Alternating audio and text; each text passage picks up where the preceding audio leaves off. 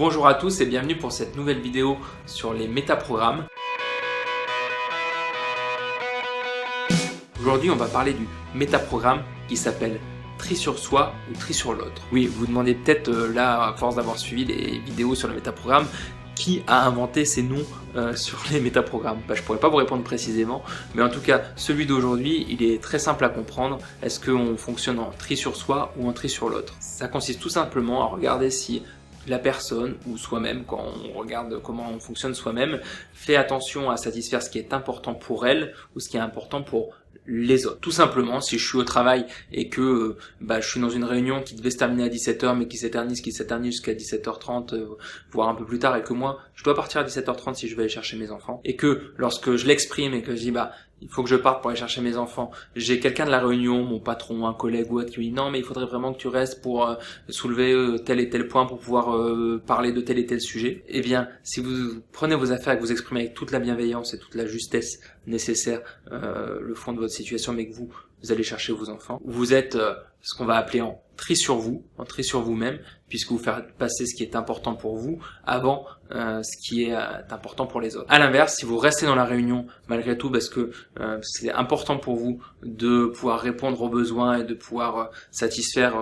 le besoin de la personne qui l'énonce, en tout bien tout honneur bien sûr, dans ce cas-là, vous êtes plutôt en tri sur l'autre. Le fait de satisfaire les critères, donc ce qui est important pour la personne, votre interlocuteur,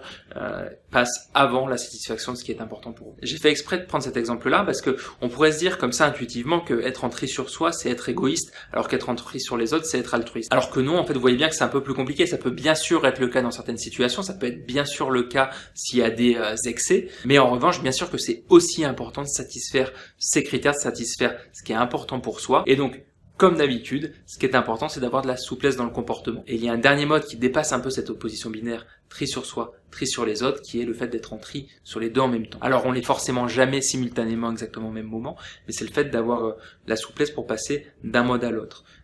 Et pour vous l'illustrer de manière très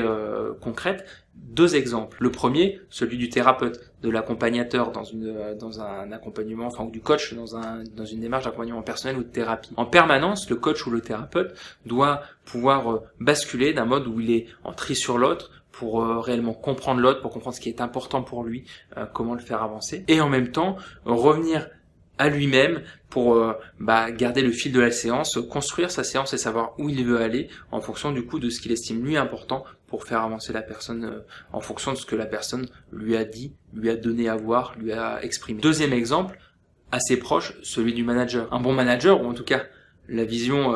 que j'en ai en tant que coach et accompagnateur, eh bien, c'est de justement faire ces allers-retours extrêmement rapides et en même temps sincères entre une posture de vraiment de compréhension, de se mettre à la place de l'autre, de chercher à comprendre ce qui est important pour la personne, quels sont les besoins de la personne en face de lui, et de les satisfaire dans la mesure du possible et dans la zone qui permet à la fois de satisfaire à la fois ce qui est important pour la personne et ce qui est important pour l'entreprise. Et donc le manager, notamment dans les entretiens individuels, doit faire cette bascule rapide et extrêmement régulière entre ses besoins à lui, ce qui est important pour lui et pour l'entreprise, et ce qui est important pour le salarié, pour la personne accompagnée, pour pouvoir, dans la mesure du possible, faire se rejoindre les deux. Voilà, donc regardez un peu vous comment vous fonctionnez en fonction des situations, là aussi, parce que bien sûr qu'on ne fonctionne pas pareil dans le cadre professionnel, et même dans le cadre professionnel en fonction des situations, dans le cadre personnel, même dans le cadre personnel dans les relations avec ses amis, dans les relations de couple, dans les relations avec ses enfants. Regardez un peu comment vous fonctionnez,